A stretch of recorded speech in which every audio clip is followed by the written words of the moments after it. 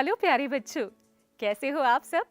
वैसे आप अच्छे ही होंगे क्योंकि आपके लिए हम खेल खेल में मजेदार बातों बातों के साथ कुछ नया सीखते हैं और सिखाते भी हैं। आपको पता है, कल मैं एक मेले में गई थी जहां मैंने खूब मस्ती की, स्वादिष्ट खाना खाया, खूब सारे झूले झूले और कई सारे खेल भी खेले।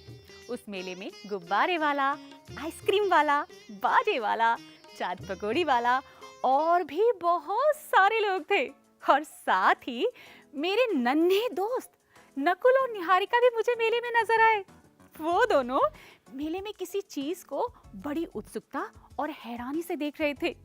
लेकिन क्या थी उनकी उत्सुकता, जानना चाहेंगे आप भी? तो चलिए जानते हैं कि नकुल और निहारिका ने मेले में क्या देखा। हाय हाय। कितना अच्छा लग रहा है। हाँ, बहुत अच्छा लग रहा है। सब कितना सुंदर है। वाह, आज तो हम मेले में बहुत मजे करेंगे। हाँ बिल्कुल, हम बहुत मजे करेंगे। वो देखो निहारिका, वो क्या है? कुछ नया सा लग रहा है। हाँ चलो आगे चलकर देखते हैं। हाँ, चलते हैं।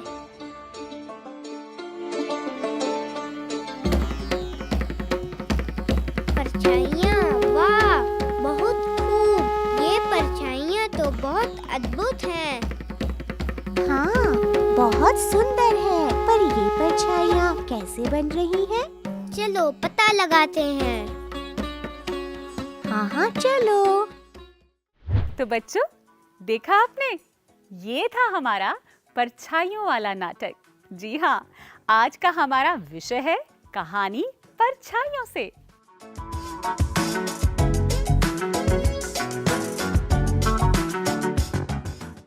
इस परछाई वाले नाटक को कर्नाटक में तोगुलु गोम्बियत के नाम से जानते हैं।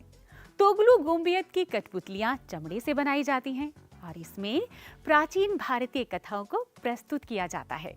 इसमें अलग अलग आकार की कठपुतलियों का इस्तेमाल किया जाता है। इन कठपुतलियों को कलाकार अपने हाथों के माध्यम से रोशनी को ध्यान में रखते हुए कहानी या फिर नाटक दिखाते हैं। नकुल और निहारिका भी इस परछाइयों के खेल को देखकर बहुत हैरान हुए और सोचा, क्यों ना हम भी कोशिश करें कुछ शैडो बनाने की। तो बच्चों, देखा, नकुल और निहारिका भी तैयार हैं परछाई के खेल को खेलने के लिए। पर क्या आपको पता है, ऐसी बहुत सारी परछाइयां हैं जिन्हें हम अपने हाथों और उंगलियों से भी बना सकते हैं। जी हाँ बच्चों, बहुत आसान है। बनाओगे मेरे साथ मिलकर? तो चलो खेल खेल में कुछ नया करते हैं। सबसे पहले मैं बना रही हूँ एक शैडो परछाई।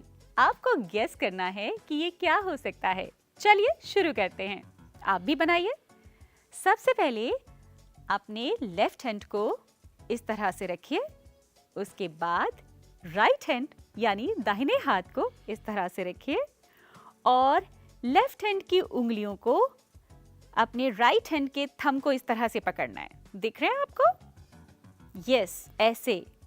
और इस थंब को थोड़ा सा पीछे और लास्ट की जो दो उंगलियां हैं उनको इस तरह से। क्या दिख रहा है? किसकी आकृति है ये? सोचिए जरा। डॉगी की। डॉगी कैसे आवाज करता है? हाँ, तो ये है हमारा प्यारा डॉगी। अब बच्चों, हम बनाते हैं अपनी दूसरी परछाई। उसके लिए सबसे पहले अपने राइट हैंड को इस तरह से रखिए, फिर लेफ्ट हैंड को आगे से ले जाइए और दोनों के अंगूठों को आपस में इस तरह से मिला दीजिए और हाथों को इस तरह से जॉइन करिए नीचे की तरफ। और अब देखिए, ये किसकी परछाई उभर कर आ रही है ना मजेदार? सोचिए सोचिए, क्या हो सकता है ये जिसके पंख भी हैं? देखो, बिल्कुल सही, ये है हमारा बर्ड, आकाश में उड़ने वाला पंछी। अब हम बनाते हैं अपनी तीसरी परछाई। थोड़ी सी मुश्किल है पर आप बना लेंगे। चलिए शुरू करते हैं। सबसे पहले अपने राइट हैंड को इस तरह से ले जाइए, अंगूठे को अंदर की तरफ रखना है, राइट। फिर लेफ्ट हैंड से ऐसे आगे की तरफ इस तरह से इसको ज्वाइन करना है और उंगलियों को हल्का सा ट्विस्ट करना है। ये देखो कौन सी आकृति उभर कर आ रही है। देखिए क्या हो सकती है ये ऊपर, जिसके सींग भी नजर आ रहे हैं इतने सारे। अब तो आप सही गैस कर पाएंगे। देखो बिल्कुल सही, ये है बारहसिंघा, जिसके सिर पर 12 सींग होते हैं, है ना। ये इसका फेस है। कैसे आवाज करता है? तो देखा बच्चों आपने, कितना मजेदार खेल है ये। अपने हाथों और उंगलियों के सहारे हम कितना अच्छा खेल खेल सकते हैं, परछाइयों वाला। तो अब इस मजेदार खेल के बाद इन परछाइयों के बारे में कुछ रोचक बातें करें। अच्छा बच्चों ये बताओ, आपको पता है कि ये जो परछाइयां होती हैं कैसे बनती हैं या कब दिखाई देती हैं? ये परछाइयां आपको बताऊं, रोशनी के तालमेल से बनती हैं। यानी जब रोशनी के बीच में कोई भी वस्तु आ जाती है तो उस वस्तु का आकार शैडो में आ जाता है, यानी परछाई बन जाती है। और ये परछाइयां छोटी भी हो सकती हैं और बड़ी भी, क्योंकि ये सब रोशनी जो उन वस्तुओं पर पड़ती है उसके हिसाब से बनती हैं। और ये रोशनी कोई भी हो सकती है, आपके आसपास सनलाइट भी हो सकती है, यानी हमारे सूरज की रोशनी, या फिर मूनलाइट भी हो सकती है, या फिर बच्चों आपके घर में कोई भी आर्टिफिशियल लाइट, चाहे वो आपके घर में लगा हुआ बल्ब हो या फिर ट्यूबलाइट। यानी आर्टिफिशियल लाइट भी बहुत सारी शैडोज या परछाइयां बनाती हैं। अच्छा बच्चों ये बताओ कि ये जो परछाई है गायब कब हो जाती है? पता है आपको इसका जवाब? चलो मैं बताती हूँ। जब अंधेरा होता है, यानी कोई भी रोशनी नहीं होती, तब ये परछाई गायब हो जाती है। यानी रात में हम इन परछाइयों को बिल्कुल भी नहीं देख सकते हैं, समझे? अच्छा बच्चों ये बताओ कि आपने अपने आसपास किन किन वस्तुओं को देखा है या जानवरों को देखा है जिनकी शैडो बनती है या दिखाई देती है? कुछ याद है आपको? वैसे मुझे तो याद है, जैसे कुत्ते की परछाई, गाय की परछाई, या फिर किसी पेड़ की परछाई। देखी है ना हमने कई बार। वैसे बच्चों परछाइयों के खेल को हम अपने घर पर भी खेल सकते हैं, बहुत मजे मजे में। अच्छा ये बताओ, आपके घर में टॉर्च है? जरूर होगी। और उस टॉर्च को हम इन परछाइयों के रूप में इस्तेमाल कर सकते हैं। कैसे? अरे बहुत आसान है। उन चीजों पर बस टॉर्च से लाइट डालनी है उनके ऊपर, तभी पता चलेगा कि कैसी कैसी परछाई बन रही है। चलो आपको मैं ये दिखाती हूँ कि टॉर्च से हम कैसे परछाई बना सकते हैं। चलो देखो।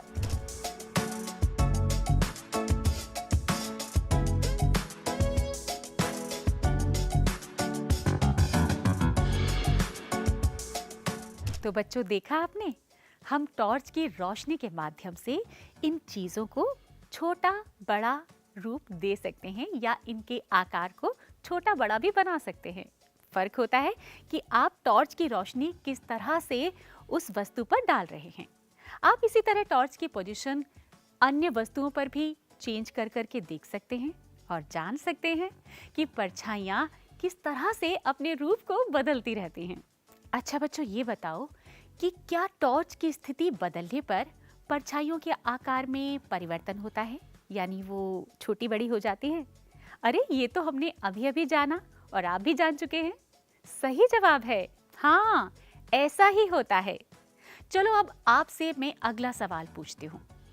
ये बताओ कि दिन के किस समय आपकी परछाई सबसे लंबी होती है? सोचिए, अरे सोचिए जरा। सुबह और शाम के वक्त जब सूरज की किरणें धरती पर तिरछी पड़ती हैं, सीधी नहीं तिरछी यानी स्लैंट। अब हमारा अगला सवाल आपके लिए कि दिन के समय आपकी परछाई सबसे छोटी कब होती है? सोचो जरा, बड़ी छोटी, छोटी बड़ी। उत्तर है कि दोपहर के समय जब सूरज की किरणें बिल्कुल ऊपर यानी हमारे सिर के ऊपर होती है, बहुत तेज जब धूप होती है, तब हमारी जो शैडो है या परछाई सबसे छोटी हो जाती है।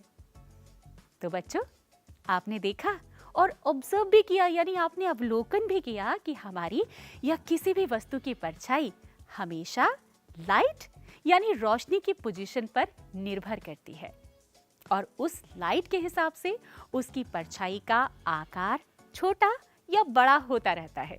अब तो आपने बहुत कुछ जान लिया इन परछाइयों यानी शैडोज के बारे में, है ना बच्चों? चलो अब कुछ बातें आकार यानी शेप्स की कर ले। जानते हो शेप्स कौन कौन से होते हैं? अरे मैं बताने वाली हूँ आपको।